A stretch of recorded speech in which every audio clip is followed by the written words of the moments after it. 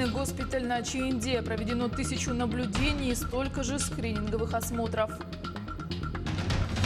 Выплаты детям от 3 до 7 лет. На социальную поддержку в республике могут рассчитывать 30 тысяч семей.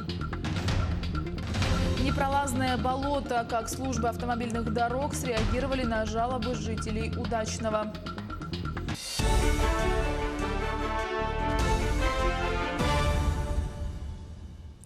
В эфире новости, в студии Юлия Великодная. В аэромобильном госпитале на Чаендинском месторождении проведено 1500 наблюдений и 1000 скрининговых осмотров. В госпитале оказывается помощь вахтовикам предприятия без транспортировки в другие лечебные учреждения. В госпитале распланировано зонирование, организованы санпропускники, отдельные входы для персонала и пациентов. Подготовлены к работе 4 аппарата ИВЛ. Мобильная клинико-диагностическая лаборатория, помещение для компьютерного томографа и рентген. В Ленском районе Республики Саха-Якутия вблизи Чаендинского нефтегазоконденсатного месторождения силами МЧС России развернут аэромобильный госпиталь и пункт временного размещения граждан вместимостью до 125 человек. Медицинским персоналом уже проведено свыше 1500 динамических наблюдений и порядка 1000 скрининговых осмотров работников. Госпиталь интегрирован в региональную систему здравоохранения, и при необходимости его ресурсы могут быть расширены. Для проведения противоэпидемических мероприятий задействовано около 30 специалистов МЧС России, в том числе 8 медицинских работников Дальневосточного регионального поисково-спасательного отряда, а также 10 медицинских работников Министерства здравоохранения Республики Саха-Якутия. Сотрудники Росгвардии в подмосковном Пушкино использовали высотный комплекс видеонаблюдения ОКО для контроля за соблюдением ограничительных мер. Комплекс будет применяться для мониторинга обстановки в лесопарковых зонах и на территории региона. Сотрудники Росгвардии также разъясняют местным жителям необходимость соблюдения масочного режима и проверяют спецпропуска. Наиболее уязвимым перед вирусом группам населения при проверке выдается также памятка с информацией о том, где можно найти номера телефонов медицинских и волонтерских организаций. Комплекс видеонаблюдения ОКО применялся подразделениями Росгвардии во время чемпионата мира по футболу FIFA 2018, международного авиакосмического салона «МАКС» и на фестивале «Нашествие». Мы обеспечиваем охрану общественного порядка с помощью комплекса высотного наблюдения ОКО. Вот у нас задействованы сотрудники авиационного отряда специального назначения. Они ведут мониторинг ситуации в лесопарковых зонах. Информация, которая получена с помощью комплекса видеонаблюдения с неба, она передается сотрудникам Росгвардии, полиции, которые дежурят на маршрутах патрулирования. Сотрудники Росгвардии регулярно проводят профилактические беседы с гражданами, в том числе призывают граждан носить маски, перчатки. Особое внимание уделяют работе со старшим поколением, вручают памятки, в которых указана самая важная информация, это номера телефонов медицинских, волонтерских организаций, для того, чтобы именно эти люди минимизировали свои контакты с другими людьми и поменьше выходили на улицу. Министр здравоохранения России Михаил Мурашко выступил с заявлением по вопросу реализации выплат медработникам и водителям экипажей скорой помощи, работающими с больными COVID-19. Мурашко уточнил, что основанием для назначения выплат за апрель, май и июнь служит сам факт такой работы, без привязки ко времени. Кроме того, согласно поручению президента, выплаты будут полагаться и водителям автомобилей скорой помощи, работающим на аутсорсинге. Это связано с тем, что в ряде регионов выплаты рассчитывались исходя из времени, часов, минут, непосредственно проведенного с пациентами. Во избежание злоупотреблений правительство уточнило, что основанием для назначения выплат служит сам факт такой работы.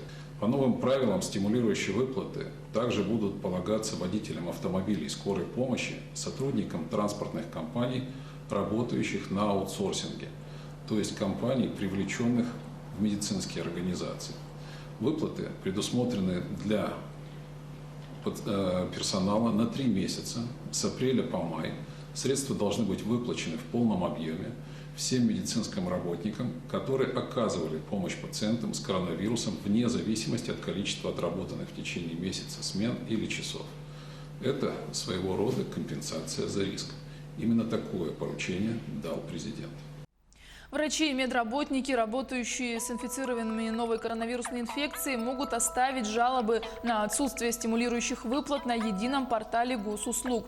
Предусмотреть раздел для обращений медиков поручил председатель правительства России Михаил Мишустин. Необходимо контролировать каждый конкретный случай. Средства в положенном объеме должны дойти до каждого человека, кто работает с больными, зараженными коронавирусом и людьми из группы риска, отметил Мишустин. 30 тысяч детей от 3 до 7 лет получат новую выплату в республике. Такая социальная поддержка предусматривается для семей с низкими доходами.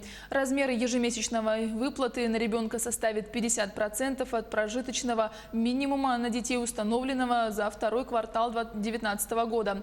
Также по зонам республики. Размер ежемесячной выплаты в первой зоне в арктических и северных районах составит 10 274 рубля. По второй зоне Якутские и остальные районы республики 8 651 рубль. Семьям будет достаточно подать только заявление в электронном виде через портал госуслуг. Остальные сведения будут запрошены путем межведомственного электронного взаимодействия. Выплаты будут назначены с перерасчетом с января текущего года, если ребенку исполнилось 3 года. В дни пандемии нерюнгринцы возродили добрые традиции благотворительности, помогая друг другу искренне и бескорыстно. Поток добровольных пожертвований в первую очередь направлен в больницы, а также нуждающимся жителям района. Подробности у Екатерины Павловой. Да, старше 65, одиноко проживающие, если есть инвалидность, либо тяжелое заболевание и так далее. Штаб волонтеров в Нерюнгри усиленно работает с конца марта. Добровольцы всегда готовы прийти на помощь нерюнгринцам, находящимся сегодня на самоизоляции. Помощь у нас оказывается ежедневно, то есть у волонтеров выходных нет. Оформляются заявки у нас через единый колл-центр. Затем эти заявочки отрабатываются в течение дня. То есть мы обычно привозим помощь по заказам, которые делает у нас население Нерюнгринского района. Доставляются, значит, продукты доставляются, медикаменты, и выполняются услуги непосредственно, например, по выносу мусора, по оплате услуг ЖКХ. Вот чаще всего такого плана. Сегодня местные власти, предприниматели и организации за счет собственных средств подготовили и передают нуждающимся группам населения продуктовые наборы. Мы согласовали списки тех людей, которым необходимо предоставить эти наборы с отделом социальной защиты. То есть это было направлено, эти продуктовые наборы, в первую очередь инвалидам и многодетным семьям и нуждающимся людям, как называемым 65+. Я уверен, что именно вот наши такие совместные действия помогут нам в борьбе с данной коронавирусной инфекцией. Потому что в это тяжелое время, да, мы должны все объединить наши усилия для того, чтобы выйти из этого положения с достоинством. Швейная фабрика «Танас» за счет спонсорских средств ежедневно изготавливает защитные костюмы и маски для нерюнгринских медиков. Помимо этого, многие коллективы учебных заведений своими руками изготавливают защитные маски. Большую помощь больницам оказывают местные угледобывающие компании и другие организации. Так, врачи пополнили запас защитных комбинезонов, респираторов, кислородных редукторов и тонометров. Екатерина Павлова, Вадим Барашков, Нерюнгри. На Лене ледоход проходит по территории Кобяйского и Намского районов.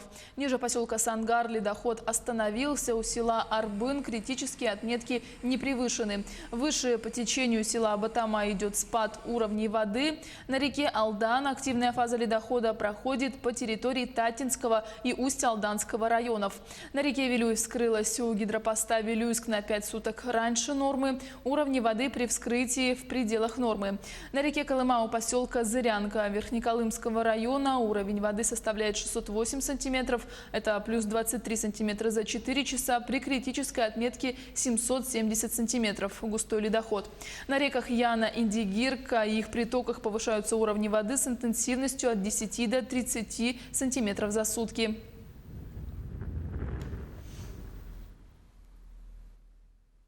Автодорога на выезде из Удачного напоминала непролазное болото, где могли проехать только грузовые автомобили. Службы Мирнинского управления автомобильных дорог моментально среагировали на жалобы владельцев транспортных средств. Какие меры приняты, знает Ирина Балкова.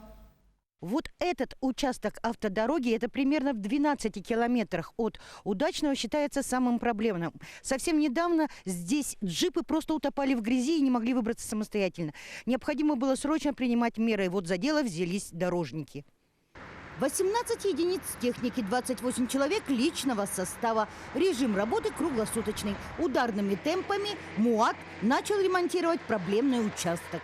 Мы надеемся, что улучшит дорожное полотно, потому что при ремонте, скорее всего, попался слой некачественного грунта, и поэтому такую вот неурядицу, неприятность нам принес. И маленько помучаемся на этом, помучились, точнее, на этом участке. Надеемся устранить это все в кратчайшие сроки. Первым делом очистили автодорогу от некачественного верхнего слоя. Он и стал причиной всех бед водителей. Работы, которые были выполнены ремонтные, они были в конце осени. Осень, вы сами прекрасно видели, что она была очень обильная, осадков большое количество было. Очень было переувлажнено земляное полотно само было, и попался переувлажненный грунт. Он, конечно же, в зимний период себя повел, замерз, был в замороженном состоянии, вел себя отлично. И как только наступила весенняя оттепель, вся эта влага, которая была переувлажнена, она растаяла, весь этот льдистый материал. И частично вот локально получились сложные участки, которые переувлажнены, на которых как раз и образовалась колейность. Новая отсыпка ведется специальным составом, привозимого с карьера «Зеленый мыс». Находится он в Удачном, поэтому доставка материала занимает немного времени. Простоя в технике нет. Отсыпаем сейчас в данный момент щебнем, потом будем ПГСом сверху слой сделаем, покрытие. Щебень в лабораторию проходил испытания, подходит по проекту. Во второй половине мая планируются все работы на данном участке завершить. Дорожники, в свою очередь, приносят извинения за предоставленные неудобства всем владельцам транспортных средств. Ирина Балкова, Денис Сиротин, телеканал «Алмазный край». Пока Италия готовится к выходу из карантина, дизайнеры и модницы обдумывают детали пляжных аутфитов. Трикини. Такое решение предложила Тициана Скарамуццо. Она запустила свою линию тройных купальных костюмов, отдельной частью которых стала защитная маска для лица. Первый трикини был сделан в шутку, но понравился пользователям социальных сетей. Скарамуццо признается, что не ожидала такого эффекта.